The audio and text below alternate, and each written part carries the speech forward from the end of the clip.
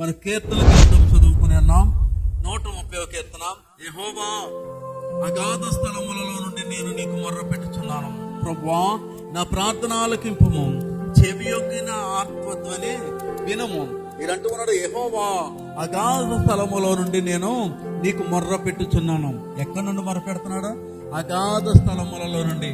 అంటే అతను ఏమైపోయాడంటే చాలా వరకు పతనమైపోయాడు అనమాట. గర్వాన్ని బట్టి కాదు కానీ ఈయన పతనం అవుతా. ఆయన ఒక్కొక్కసారి నీతిమంతుడు కూడా పతనమైపోతూ ఉంటాడు. ప్రియమైన దేవుని బిడ్డలారా, అగాధములో నుండి కొన్ని తప్పిదాల మూలంగా మనుషులు ఏమైపోతూ ఉంటారంటే పతనమైపోతూ ఉంటారు. దావీదు మహారాజు చేసిన పతనాన్ని బట్టి, ఆయన చేసిన పాపాన్ని బట్టి ఆయన పతనమైపోయాడు. ప్రియమైన దేవుని బిడ్డలారా, అక్కడ నుండి ప్రార్థన చేస్తున్నాడు. అగాధ స్థలంలో ఎవరైనా బ్రతుకుతారా? ఎవరో బ్రతకరు. అంటే ఆయన యొక్క మనసంతా ఎక్కడుందంటే ఎక్కడో అడుగు భాగాన, నన్ను అసలు ఎవరో రక్షించలేరా అన్నట్టుగా ఆయన యొక్క హృదయ వాంఛ ఉందన్నమాట. యెహోవా అగాధ స్థలములో నుండి నేను నీకు మొర్ర పెట్టుచున్నాను. ప్రభువా నా ప్రార్థన ఆలకింపుము, నీ చెవి యొక్కి నా ఆర్తధ్వనిని వినుము. యెహోవా నీవు దోషములను కనిపెట్టు చూసిన ఎడల ప్రభువా ఎవడు నిలువగడలు. ఇక్కడ అంటూ ఉన్నాడు, ప్రభువా నువ్వు దోషములను చూసి కనిపెట్టిన ఎడల ఎవడు నిలువగలడని ఇక్కడ దావీదు మహారాజు ఆయన యొక్క ప్రార్థనలో అంటూ ఉన్నాడు. అంటే ఆయన దోషము చేశాడు కాబట్టి నా దోషాన్ని బట్టి నువ్వు నన్ను ఏమి చేయకు ప్రభు అని దేవునికి మొర్ర పెడతా ఉన్నాడు. ప్రియమైన దేవుని బిడ్డలారా, మనము కూడా ప్రతి విషయంలోనూ దేవునికి విధేయులై ఉండాలి. ప్రియమైన దేవుని బిడ్డలారా, ఆయన అంత జీవితాన్ని జీవించాడు. దేవుడు అంటూ ఉన్నాడు, ఆయన్ని చాలా మెచ్చుకున్నాడు. ఇక్కడ అంటూ ఉన్న ఇల్లంతట్లోనూ దావీదు గొప్పవాడని చెప్పాడు దేవుడు. కానీ ఒకానొక దినాన్న పతనమైపోయాడు. సాతాను యొక్క గురికి లోనయ్యి ఆయన పతనమైపోయాడు. ప్రియమైన దేవుని బిడ్డలారా, అందుకే అంటూ ఉన్నాడు ఇక్కడ అంటూ ఉన్నాడు, యెహోవా నీవు దోషములను కనిపెట్టి చూసిన ఎడలా ప్రభువా ఎవడు నిలువగలడు. నిజమే కదా ప్రియమైన దేవుని బిడ్డలారా, దేవుడు మన యొక్క దోషాన్ని చూస్తే మనం నిలవలేం. ప్రియమైన దేవుని బిడ్డలారా, ఆయనకి క్షమాహృదయం కలిగినటువంటి వాడు కాబట్టి ప్రతి విషయంలోనూ కూడా క్షమిస్తూ ఉంటాడు. ప్రియమైన దేవుని బిడ్డలారా, దేవునికి స్తోత్రము కలుగుగాక. ఆయనను జనులు నీ అందు భయభక్తులు నిలుపునట్లు నీ వద్ద క్షమాపణ దొరుకును. దేవునికి స్తోత్రం కలుగుగాక. దేవుని ఎడల జనులందరూ కూడా ఆయన దగ్గర ఏముంటది? క్షమాపణ దొరుకునట్లంట. ఇక్కడ అన్నారు, అయినను జనులు నీ వద్ద భయభక్తులు నిలుపునట్లు నీ వద్ద క్షమాపణ దొరుకును. మరి ఎవరైతే భయభక్తులు కలిగి మరలా దేవుని వెతికితూ ఉంటారో దేవుడు ఏం చేస్తూ ఉంటాడంటే క్షమిస్తూ ఉంటాడు. ప్రియమైన దేవుని బిడ్డలారా, ఈ రోజున అనేకమైన మంది మనమందరము కూడా పాపములో పుట్టే ఉన్నాం, పాపములోనే చనిపోవాలి. కానీ దేవుని యొక్క మహా గొప్ప ప్రేమను బట్టి మనందరినీ కూడా ఆయన ఏం చేస్తుండంటే కాపాడుతూ ఉన్నాడు. ప్రియమైన దేవుని బిడ్డలారా, మనకు రక్షణ కలుగు చేసి ఉన్నాడు. యెహోవా కొరకు నేను కనిపెట్టుకొనుచున్నాను, నా ప్రాణము ఆయన కొరకు కనిపెట్టుకొనుచున్నది, ఆయన మాట మీద నేను ఆశ పెట్టుకుని ఉన్నాను. దేవునికి స్తోత్రం కలుగుగాక. యెహోవా కొరకు నేను కనిపెట్టుకొనుచున్నాను, నా ప్రాణము ఆయన కొరకు కనిపెట్టుకొనుచున్నది, ఆయన మాట మీద నేను ఆశ పెట్టుకుని ఉన్నాను. దేవునికి స్తోత్రం కలుగుగాక. ఎన్ని ఇబ్బందికరమైన పరిస్థితులు ఉన్నా కానీ దేవుని మీద ఆశపడి ఆయన మీద నమ్మకం పెట్టుకుంటే దేవుడు ఏం చేస్తూ ఉంటాడంటే ఖచ్చితంగా మనల్ని లేవనెత్తుతూ ఉంటాడు. ప్రియమైన దేవుని బిడ్డలారా, మనం చెయ్యి పట్టుకుని నడిపిస్తూ ఉంటాడు. ప్రియమైన దేవుని బిడ్డలారా, కావలి వారు ఉదయము కొరకు కనిపెట్టుట కంటే ఎక్కువగా నా ప్రాణం ప్రభువు కొరకు కనిపెట్టుచున్నది. కావలి వారు చూడండి, ఏదైనా సెక్యూరిటీ గార్డులు చేస్తూ ఉంటారు. మరి ఏం చేస్తూ ఉంటారంటే ఎప్పుడు తెల్లారుతుందా అని ఉదయం కొరకు కనిపెట్టుకుంటూ ఉంటారు. ఈ యొక్క రాత్రి అంతా కూడా మరి వారు కాపు కాస్తూ ఉంటారు. ప్రియమైన దేవుని బిడ్డలారా, అంతకంటే నేను నీ యొక్క మేలు కోసం ఎక్కువగా ఆశపడుతూ ఉన్నానని ఈయన అంటూ ఉన్నాడు. ప్రియమైన దేవుని బిడ్డలారా, ఎవరైతే ఆశపడుతూ ఉంటారో వారిని దేవుడు ఏం చేస్తూ ఉంటాడంటే చేయి పట్టి లేవనెత్తుతూ ఉంటాడు. వాడికి ఓదార్పును దయచేస్తాడు, ఆయనకు బలమును శక్తిని ఆయనకు దయచేస్తూ ఉంటాడు. ప్రియమైన దేవుని బిడ్డలారా, దేవునికి స్తోత్రం కలుగుగాక. హల్లెలూయా. ఇక్కడ మనం చూడండి, ఆది కాండం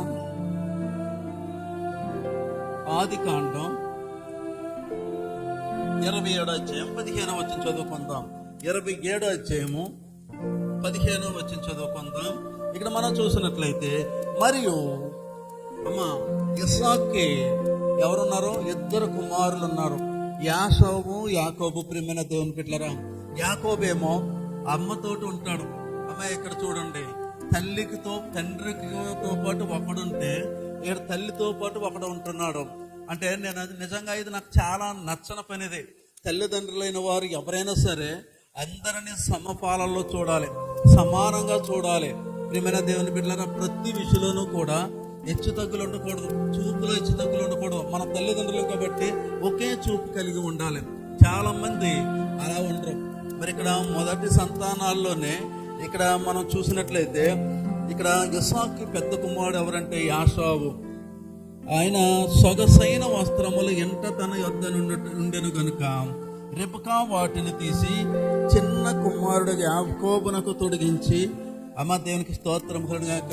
ఇదంతా చెప్పడానికి సమయం లేదు కాబట్టి మరి యాకోబు మరి ఇస్సాకు యొక్క కుమారులు కాబట్టి యాకోబేమో వేటాడుతూ ఉంటాడు, అడవికి వెళ్తూ ఉంటాడు. వారికి పొలాలు ఉన్నాయి, పశువులు ఉన్నాయి, అన్నీ ఉన్నాయి. కానీ అతను వేట మీద సరదా అన్నమాట. అతను చక్కటి ముఖము ఇక్కడ పీకి దాకా కూడా వెంట్రుకలతో నిండిపోయి ఉందన్నమాట. ఎన్ని వెంట్రుకలు, ఒళ్ళంతా వచ్చాయి, చేతులు వచ్చా, ఎక్కడ కూడా వెంట్రుకలు లేకుండా లేవు. యాకోబేమో సాదాగా నాకిలే ఉంటాడు. ఇలా చూస్తే ఒకసారి మా అన్న గుర్తొస్తూ ఉంటాడు. యాకోబుని చూస్తే మా అన్న ఒళ్ళంతా వచ్చే, ఒక గడ్డం కానిచ్చి ఇదంతా వచ్చే. నాకైతే బొచ్చు సరిగా లేదు. మా అన్నకి ఒళ్ళంతా ఈపి మీద కానీ, కాళ్ళ మీద కానీ, చేతుల మీద కానీ అంత నల్ల బొచ్చు ఉండేది అనమాట. దేవునికి స్తోత్రం కలుగుగాక. హల్లెలూయా, హల్లెలూయా. మరి ఇక్కడ మనం ఒకసారి చూసినట్లయితే మరి అక్కడ ఇస్సాకు అంటూ ఉన్నాడు, యాకోబు నువ్వు వెళ్ళి అడవుకి వెళ్ళి, నేను వృద్ధున్నైపోయాను, చావ సిద్ధమైన ఉన్నాను కాబట్టి నువ్వు అడవుకి వెళ్ళి ఒక వేటను తీసుకొచ్చి నాకు మంచి భోజనం వండి పెట్టు, నిన్ను ఆశీర్వదించి నేను చనిపోతానంటాడు. ఆ మాట ఎవరన్నారు అంటే తల్లి విన్నది. ప్రియమైన దేవుని బిడ్డలారా, యాకోబు తల్లి యాకోబు తల్లి కవలలిద్దరును. యాకోబు ముందు పడతా ఉంటే యాకోబు మడమ పట్టుకుని వచ్చాడంట. యాకోబుకి నల్లతాడు కట్టింది, ఈయనకేమి ఎర్రతాడు ఏదో కట్టినట్టున్నారు. మొత్తం మీద తాళ్ళు అయితే కట్టారు. అయితే మరి యాకోబు అయితే వేటగాడు, ఈయనైతే తల్లి చాటు బిడ్డలమాట. అరే కొడుకు వచ్చినప్పటికీ కొడుకుతో అంటూ ఉంది, మీ నాన్న మీ అన్నకు ఆస్తి అంతా ఇచ్చేస్తా ఉన్నాడు, ఆశీర్వాదాలన్నీ ఇచ్చేస్తూ ఉంటాడు. అందుకని మీ అన్న కంటే ముందు ఏం చేస్తామంటే 2 చిన్న మేక పిల్లలు తీసుకొచ్చి వధించి మంచి వంటకం వండని చెప్తా ఉంది. మరి అమ్మ నాకు అన్న అయితే బొచ్చు ఉంటుంది కదా, నాకు బొచ్చు లేదు కదా అంటే, నీకు ఎందుకు నేను బొచ్చు అన్నీ నేను సెట్ చేస్తానని చెప్పింది అనమాట. డ్రెస్ వేసేసింది, అన్నం వండేశారు, వంటకాలన్నీ అయిపోయాయి, డ్రెస్.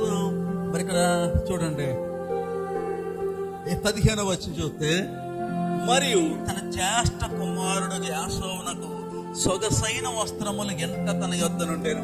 యాకోబు కంట చక్కటి వస్త్రాలు ఉన్నాయంట, సువాసన కలిగిన వస్త్రాలు. ప్రియమైన దేవుని బిడ్డలారా, రెబెకా వాటిని తీసి తన చిన్న కుమారుడుకు యాకోబునకు తొడిగించి ఆ మేక పిల్ల చర్మముతో అతని చేతులను మడిమెల మీదను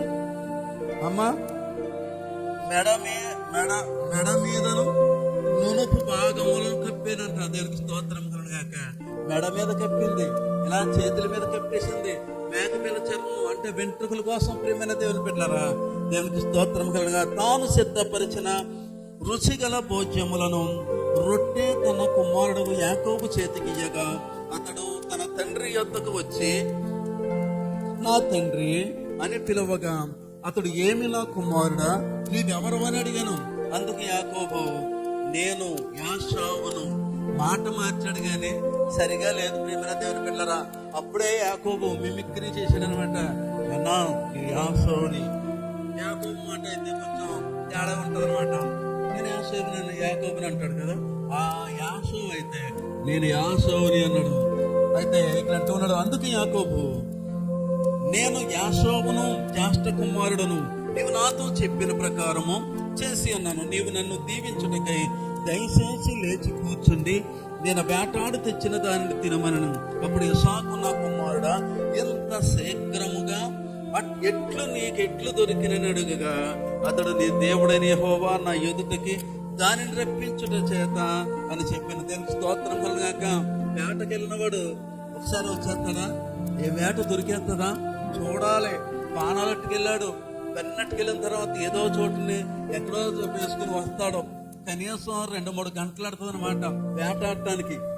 వేటాడి భుజం మీద వేసుకుని రావాలి. ప్రియమైన దేవుని బిడ్డలారా, ఎన్ని తయారు చేశాడు. వేటాడుకొచ్చాడు. ఈ లోపల ఆశీర్వాదాలన్నీ కూడా యాకోబు నొక్కేశాడు. ప్రియమైన దేవుని బిడ్డలారా, అతని యొక్క దురాలోచన చెప్పున యాకోబు యొక్క తల్లి కూడా ఎంత దుర్మార్గత ఉంటుందా? ఉంటారు కొంతమంది తల్లులు ఉంటారు. ప్రియమైన దేవుని బిడ్డలారా, హల్లెలూయా. ఇక్కడ చూడండి, అప్పుడు ఇస్సాకు, నా కుమారుడా, నీవు యాసోవను నా కుమారుడవో కాదో నేను నిన్ను తడిని చూసేదను, దగ్గరికి రమ్మని చెప్పాడు. అంటే యాసోవుకి ఇస్సాకు ఏమైందంటే అప్పటికే కళ్ళు మసకబారిపోయాయి. అంటే కళ్ళు సరిగా కనిపించట్లేదు. నా కుమారుడు దగ్గరికి రా, నిన్ను తడివి చూస్తానంటాడు. ఎందుకు తడివి చూడాలంటే ఆయన పుట్టుకతోటి రోమాలు కలిగినటువంటి వాడు, చర్మం అంతా వెంట్రుకలు కలిగినటువంటి వాడు. తడివి చూశాడు, బట్టల వాసన చూశాడు. ఇవి యాసోవు పట్లే. యాసోవు యొక్క శరీరమే బొచ్చుంది కాబట్టి మేక బొచ్చు కట్టేసింది వాళ్ళ తల్లి. దేవునికి స్తోత్రం కలుగుగాక. తండ్రి అయిన ఇస్సాకు దగ్గరకు వచ్చినప్పుడు అతని తడివి చూసి స్వరము యాకోబు స్వరము గాని చేతులు యాసోవే. ఎంత ట్రై చేసినా అతని యొక్క అన్న మాటలో స్వరము రాలేదు. ప్రియమైన దేవుని బిడ్డలారా, తడివి చూసిన తర్వాత శరీరం అయితే యాసోవుదే. అంటే బట్టలు వేసిన తర్వాత ఇక్కడి నుంచి మేకతోలు కట్టేసింది కదా, అదంతా బట్ట దానిపైన చేసింది, లేకుంటే ఊడిపోతాయి కదా. శరీరం అయితే యాసోవుదే గాని నీ మాట యాకోబుదే. యాకోబు చేతులు అతని అన్నయ్య యాషోబు చేతుల వల్ల రోమముల గల అయినందున ఇస్సాకు అతని గుర్తుపట్టలేక అతను దీవించి ఏం చేశాడు?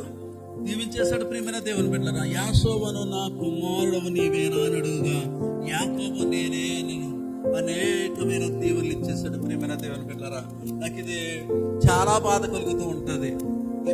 ఇది ఇక్కడ అంటే దేవుని యొక్క పరిస్థితి అలా ఉంది. యాకోబు కంటే యాకోబు గొప్పవాడు అవుతాడని వాక్యంలోనే ఉంది. ప్రియమైన దేవుని బిడ్డలారా, మరి ఇక్కడ యాకోబు యొక్క చేసిన మోసాన్ని బట్టి మరి తల్లి అంటూ ఉంటది, నేను నన్ను చంపేస్తాను అంటాడు తండ్రి యాకోబు. ప్రియమైన దేవుని బిడ్డలారా, ఒరే మీ అన్న నేను చంపేస్తాడు, నువ్వు పారిపో అని చెప్తుంది. వారన్న ఎక్కడ పద్దనరాములో ఉన్నాడు అనమాట, లాబానని. మా అన్న దగ్గరికి వెళ్ళిపో అని చెప్పినప్పుడు వాళ్ళ అన్న దగ్గరికి వెళ్ళిపోతాడు. ప్రియమైన దేవుని బిడ్డలారా, మేనమామ దగ్గరికి వెళ్ళిపోతాడు అనమాట. అక్కడ ఓ రోజంతా 2 రోజులు నడిచిన తర్వాత ఆ ఏరియాకి వెళ్ళాడు. అక్కడ బావి దగ్గర కూర్చున్నాడు. బావి దగ్గర కూర్చున్నప్పుడు ఫలానా లాభాన్ యొక్క ఎక్కడ ఉంటారంటే వారి కుమార్తెలు ఇప్పుడే గొర్రెలకు నీళ్ళకి పట్టడానికి వస్తారు కూర్చొని చెప్పినప్పుడు వచ్చింది. అమ్మా ఎవరు వచ్చారంటే రాహేలు వచ్చిందనమాట. లేయేమో పెద్ద కుమార్తె, రాహేల్ ఏమో చిన్న కుమార్తె. లేయ జబ్బు కళ్ళు గలది. అయ్యా నేను మొత్తం మాటలు కలిసి వారమ్మ తండ్రి దగ్గరికి వెళ్ళి చెప్పింది, గబగబా చెప్పింది, యాకోబు వచ్చాడు నాన్న అని చెప్తే తీసుకురమ్మని ఆయన కూడా పరుగులు వచ్చి మెడ మీద ముద్దెట్టుకు తీసుకెళ్ళిపోతూ ఉంటాడు. ఏంటి యాకోబు మరి ఏంటి పరిస్థితి అంటాడు. మరి నీ చిన్న కుమార్తె నాకు ఇచ్చి పెళ్లి చేస్తే నేను నీ గొర్రెలు కాస్తావా అంటాడు. గొర్రెలు కాస్తా అంటాడు. మరి నాకు నీ చిన్న కుమార్తెని ఇచ్చి పెళ్లి చేయమంటాడు. సరే అంటాడు. ఆఖరికి రోజు పెళ్లి పెట్టేసుకుంటారు. పెళ్లి పెట్టేసిన తర్వాత ఆడు ఎప్పుడైతే మోసం చేస్తాడో మోసపోతాడు ఖచ్చితంగా. ఎవడైనా సరే పెళ్లి పెట్టేసుకున్న తర్వాత రాత్రి కడుపుని ఏర్పాటు చేస్తాడు. పగలేమీ లేదు, రాత్రి అంతానని చెప్పి దీపాలు ఆర్పేసి భార్య గదిలోకి వెళ్ళమంటాడు. భార్య గదిలోకి వెళ్తే ఆమె ఎవరు? పెద్ద కుమార్తె లేయ. రాత్రి అంతా ఉంటాడు. తెల్లారి లే అని చూసి అయ్యో మామ ఎట్లు చేసిందంటే, అవును పెద్ద కుమార్తె పెళ్ళి అవ్వకుండా చిన్నదానికి చేయకూడదు కదా, మరేం పరిస్థితి చేస్తావా చేయమని. ఇంకో 7 సంవత్సరాలు చెయ్యి, అప్పుడు నీకు చేస్తానంటాడు. ప్రియమైన దేవుని బిడ్డలారా, అమ్మ 14 సంవత్సరాలు చేశాడు. 14 సంవత్సరాలు చేశాడు. ఎవరి కోసం అమ్మా? రాహేలు కోసం. లే అయితే భార్య అయిపోయింది. అంటే మోసము చేసినాడు ఖచ్చితంగా మోసానికే గురైపోతాడు. ప్రియమైన దేవుని బిడ్డలారా, 14 సంవత్సరాలు పాలేరుతనం చేయవలసిన మామ దగ్గర. హల్లెలూయా.